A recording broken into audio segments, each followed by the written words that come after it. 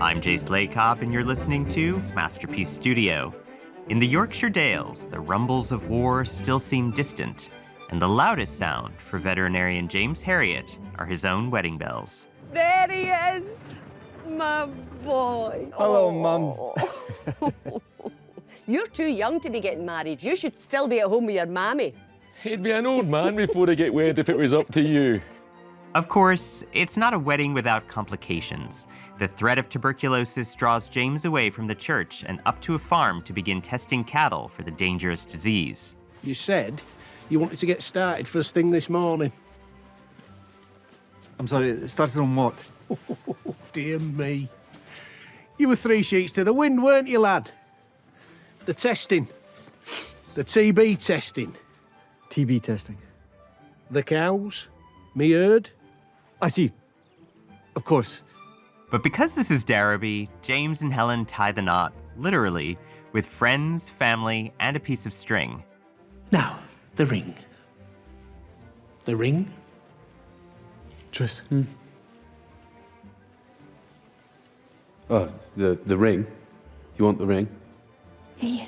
At this point in the service, that is the tradition. But how do we feel about tradition in these modern... Tris. While viewers may have called for a Christmas special wedding last season, series lead Nicholas Ralph is glad to have waited until the 3rd season premiere. He talks war, weddings, and the season on the horizon for newlyweds James and Helen.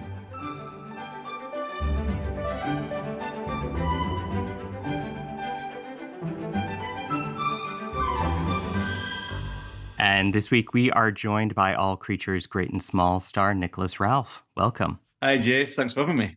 So, series 2 ended with James and Helen engaged to be married. I personally figured that we might gradually build to them exchanging their vows, but wedding bells ring out in this first episode back. Were you surprised that Ben Vanstone and the writers wanted to kick off the 3rd season with them getting hitched? Yeah, I guess it did take me a little by surprise, but then I was just overcome with excitement. I just couldn't wait to get started, really, because we know very little of the kind of plan for the future seasons until we're nearly filming that first block, and we'll get the first episode or 2 episodes through, maybe 3 weeks before filming, but not much more than that. So it really is for us as well. We don't know, so we get the episode through, as I say, a couple of weeks before, and then I was just smiling like a Cheshire cat the whole time, like page to page. I was like, this is brilliant. It was just such a celebration. It felt like fireworks. It felt like the perfect place. Upon reading it, like you said, I was surprised it was episode 1, but upon reading it, I thought it just seemed perfect off the back of season 2. So yeah, I was very excited, and I couldn't wait to get started. I mean, that's what's interesting to me, because the let's say, luxury of a year-long engagement wasn't really possible in the 1930s. And Helen and James definitely seem more than ready to embark on their married life together at this point. And from what you're saying, it almost feels like the show was also ready at this point as well. Yeah, absolutely. I mean, we had a lot of people messaging and things like that saying or tweeting that they were maybe not disappointed, but they expected a Christmas wedding. They expected a wedding at the Christmas episode, which would have been obviously even quicker turnaround for them. But I think off the back of season 1 and what happened with Hugh, and that, the wedding that never quite was, I don't think it would have been within Helen's character to have got wed again, and for James as well. These things take a certain amount of time, and I think it just wouldn't have been right. So that never quite happened. But I think for the couple, it was a quicker turnaround. But as you say, for the 1930s, probably quite right. And like I say, it was just so much fun to film. We'll talk about that in a bit. Series 3 begins with James reminiscing at Alton Cross, where he and Helen met in Series 1. And his reverie is interrupted by the sound of an RAF plane overhead. The war is on the horizon, we know, but is there perhaps a romantic pull here for James as well? The notion of the freedom of flying, the life of a pilot, perhaps? Yeah, absolutely. I think for James, that you're quite right. It's the kind of romanticism of flying, and that really grabs him. And I think, and of course, then mixed in with everything that the war brings and everything that we see within Derby, the recruitment going up and the young men going off, and then there's the shame and guilt that comes along with that, and a lot of societal pressures. But I think ultimately the reason for the RAF and things is that kind of romance for flight, and that sort of freedom that you speak of. And the night before the wedding, James says goodbye to Helen at the bus stop. The first time I ever saw you, I was so distracted I got off the bus in the middle of nowhere. Alton Cross. I remember wondering what you were up to. I never imagined for a second this is where we'd end up. Yes, you did. Yes. Yes. I did. Given how their relationship began, is this perhaps the most perfect callback to their meet cute in series 1? Yeah, absolutely. Absolutely. And I think there is, I don't know, I think there's truth in that sometimes. I mean, like this job, for example, playing James Herriot, it was a long process of various auditions. There was one of the final auditions I couldn't actually make it to because I was doing a play at the time. And my agent said, "Well, you guaranteed to get Nick in at another time?" And they came back to my agent and said, "No, if they find their man on this day, then that will be it." And I said, "It's fine. I don't think they're going to find." I just had this funny feeling about this job from the get-go, from the minute I read the first audition side to that first audition. I just had a really good feeling about it. And sometimes you get it. Sometimes you get it about certain things. And I just said to myself, they're not going to find him. It's fine. They're not going to find him. And then next week, look, the next day after that audition, they said, "Right, can Nick come in next week?" And I could. And I went in, and that worked out being the audition that I then got the part. So like that with James in this situation, I think he did. And when he says, "I never thought I'd be here," and like you say, Alan says, "Yeah, you did." I think he did, really. He did. It was fated. It was fated that way. And you just have a feeling about it somewhere in your bones tells you. I think there was a bit of that, yeah. I mean, he was so distracted when he met her that he got off at the wrong time, at the wrong place where they met. I do think he is telling the truth, that maybe he did, as you say, sort of imagine this moment for the two of them, even with the complications that later ensued.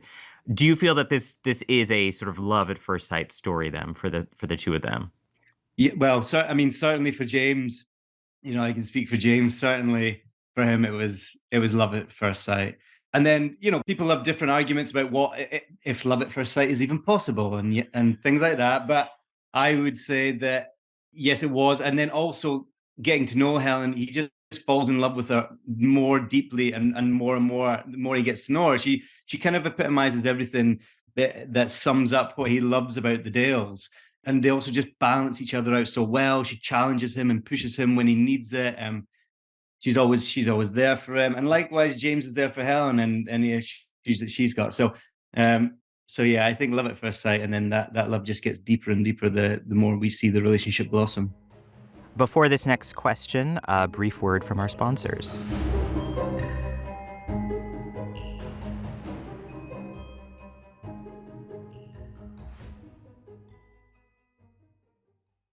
Immersive cultural enrichment on board and on shore. Freshly prepared regional cuisine. Viking sails the rivers of the world and takes travelers to the heart of iconic destinations. Discover more at Viking.com.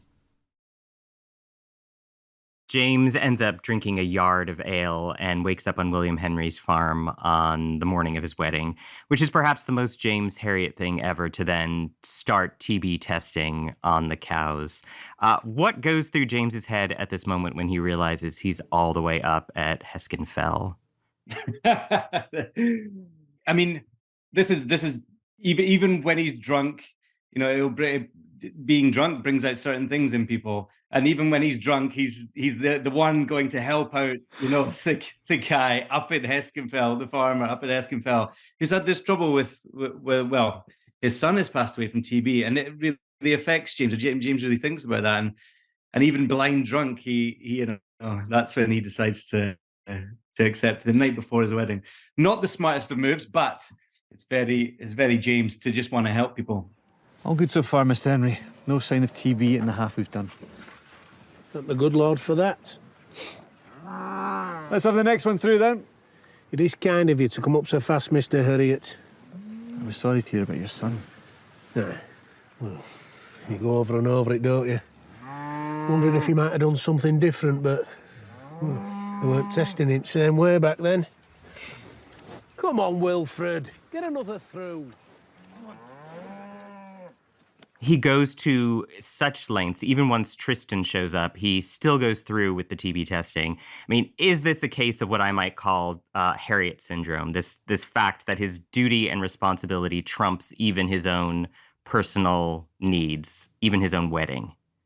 Yeah, absolutely. I think we see that with the character, littered throughout, and then we'll see more of it with regards to the war and things like that. But yeah, I think you're absolutely right. He's just got such compassion and passion for what he does, and the helping of people and the animals. And you don't just cure the animal, you help out the people. It's about as much about the people as it is the animals.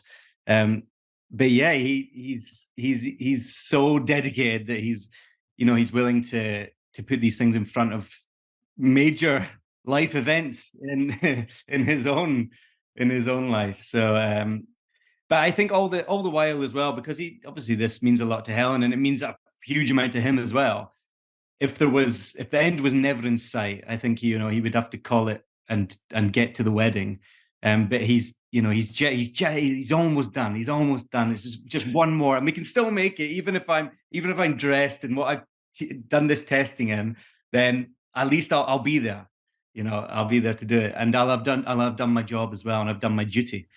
I mean, I love he says, Helen will have to take me as I am, meaning, just covered in muck, straight to the church once he's done.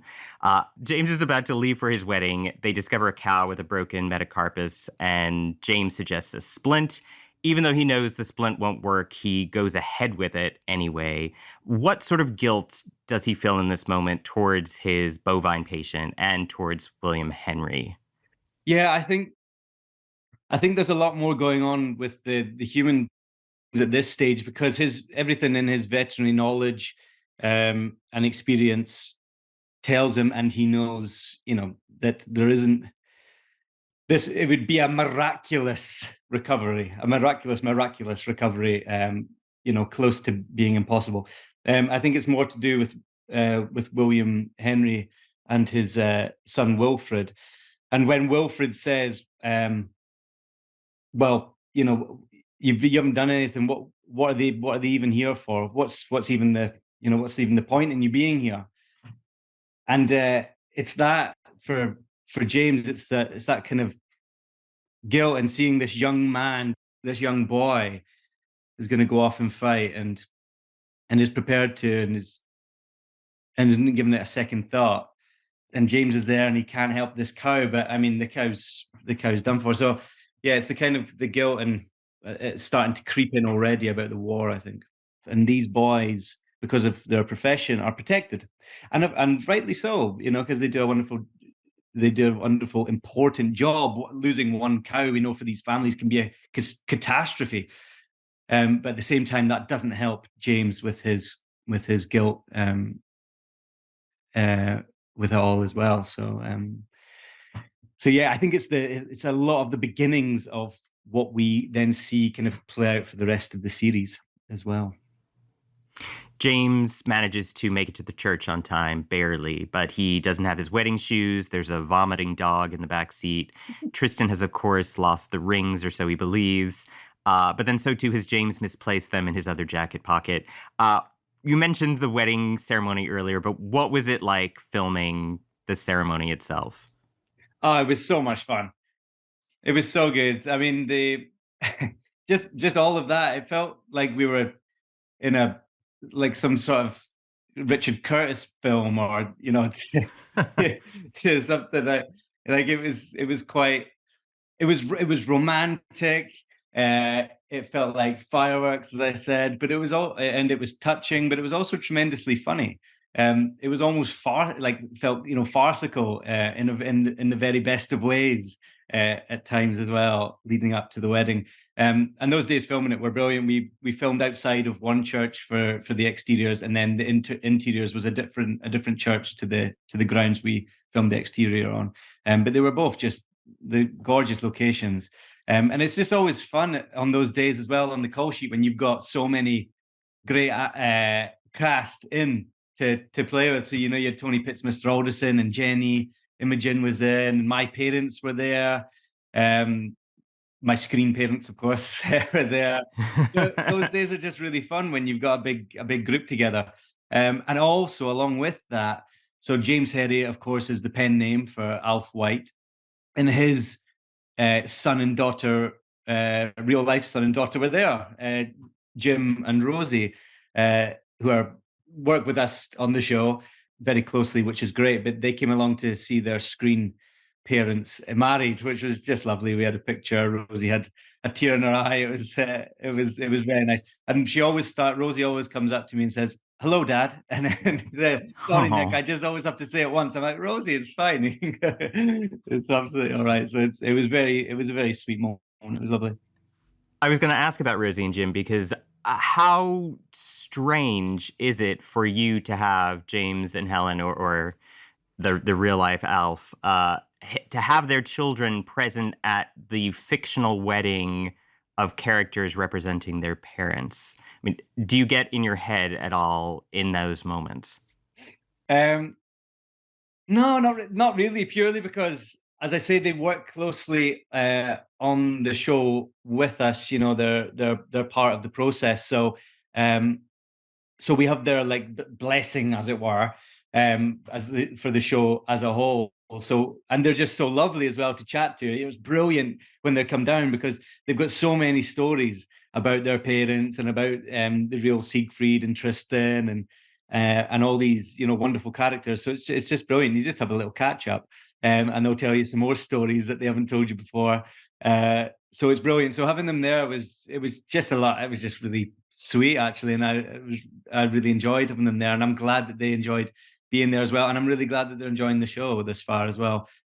Because of course it is an adaptation, we aren't following the books chapter by chapter, but they're really enjoying the show as well, which is brilliant. They're priceless to have.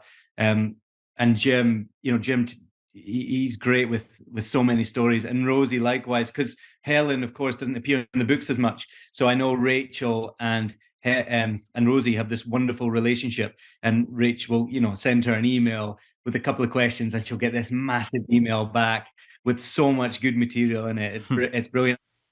As you say, the lead up to the wedding is farcical. It does feel a little French farce, and it veers towards the end to the poetic. To me, there's something beautifully poetic about the fact that James and Helen's rings aren't bands of gold in the end, but simple strings tied with a knot. Does this somehow fit both James and Helen's relationship and All Creatures Great and Small itself? Yeah, absolutely. It's all about the simplicity. It's a simpler time, the 1930s, but they themselves, it's about a simplicity and a deep love that doesn't require much else. And I think as well, it's kind of in stark opposition to her previous wedding, to Lord Houghton. It was, lavish and free drinks all around and a giant ring and all this fanfare. Whereas for James and Helen, this wedding is simple, smaller, and it's at the core, at the heart of it, is love for one another and love for the people that are around them, because and this is true to life. It was a very small wedding, and in our, we followed that. So I think, it's my parents are there: Siegfried, Mrs. Hall, Jenny, Mr. Alderson, Tristan, and not many else. So it's very much about that, about love for each other and for the few that are there. So no Bridezilla moment for Helen, fortunately. No Bridezilla moment. But if she knew what James was up to only moments before the wedding, I'm sure she would have a thing or two to say about it. He's up in the high Though he chair, doesn't. hungover. She's walking out in her wedding gown, though, in her wellies. So I think she might be a little more understanding, perhaps, than many. She's marrying a vet, after all. True. I was surprised that by the end of the episode, they'd actually returned from their honeymoon already and discover there's a plaque on Skeldale House with James's name on it. It might not be made of bronze, but it does carry a message of a sort. What does James make of Siegfried's wedding present of a partnership in the practice? And does James see that there are very clear strings attached to this present? I did notice the sign, but why? Name above the door. Wedding present. Well, not a present. You've deserved it. Earned it. Commitment to the cause and whatnot. Sorry, deserved what? He's making you partner. Oh, Mrs. Hall, I was really rather hoping to tell him that myself. Partnership? In the practice, a 50-50 split? Well, plenty of time to iron out the details. Thank you, Siegfried. Really? Yes, thank you. Do you know, I think if James was an animal, I think he'd be a deer. Like, and we've seen him grow from not Bambi, but a younger deer, and then an adolescent, and we're seeing him growing all the time. But he's got this wide-eyed kind of innocence. He's a bit naive, a bit wet behind the ears, especially when we first meet him, and he's growing into himself all the time and becoming more the stag. But I think in this moment, he's beside himself. Like he, with the present from Siegfried and the extra responsibility. I mean, partner in the practice, it's brilliant and it's perfect just now because he's obviously thinking about taking in more money for, he's not just supplying, he's got himself to look after now. He's got him and his wife. And we know around these times as well that the part of tiny feet wasn't always long behind people getting married. So I think there's a thought about that as well. But yes, but I think there is still a naivety with James, and I think he's just like, oh yeah, partner in the practice, brilliant. Let's go. Okay, this is fantastic. What could possibly go wrong? I think. What could possibly go wrong? Yeah. Although he knows Siegfried very well, so I think he knows he'll have as much work to do to battle against Siegfried and his ideas or him being stuck in his ways as he did before, or even a little more so, but certainly maybe not quite as much as what then transpired, I'd say. Mm-hmm. You mentioned the bedsit. James and Helen move into the bedsit on the top floor of Skeldale House. The bed immediately breaks. The newly installed phone is already ringing. What can you tease about what married life might be like for these two under Siegfried's roof? Yeah, a lot of firsts. So we've got Helen's, it's Helen in Skeldale House, so she's got to get used to that not being, the one that does all the cooking and the cleaning and the water and looking after everybody, because Mrs. Hall takes on a lot of that responsibility, if not all of that responsibility. So a lot of firsts and getting used to Helen moving in, which James can help her with, and then slowly piecing together. Yeah, this little world, as I spoke about, up in the bedsit. It starts off quite shoddy, and bit by bit, they make this kind of extended room. It's got a little kitchenette in it, into a little home for themselves, into a little nest. So I think we'll see a bit of that. But also, what's lovely about it and what we found, and for actors, which was great, is that they, as I said before, a lot of their relationship before was very public. It was more in public places. And now we have this very private area. So we can see what they're like, what James and Helen are like together, privately, in their own domain, how tactile they are, how they are now a we. They're very much a team this year. It's no longer I and I, it's we. So that's really fun. And for us as actors, that was really fun as well, because you get to see these characters in a different light than you might have seen in the first two seasons, which is a lot of fun. Nicholas Ralph, thank you so very much. Thank you very much. Cheers.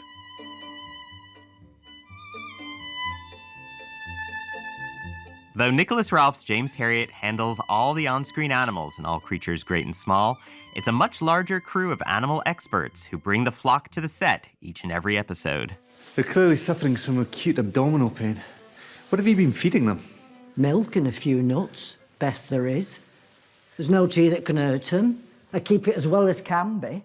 Coming up next on the podcast, we'll speak with Jill Clark of First Choice Animals about her work behind the scenes with all of the creatures, great and small.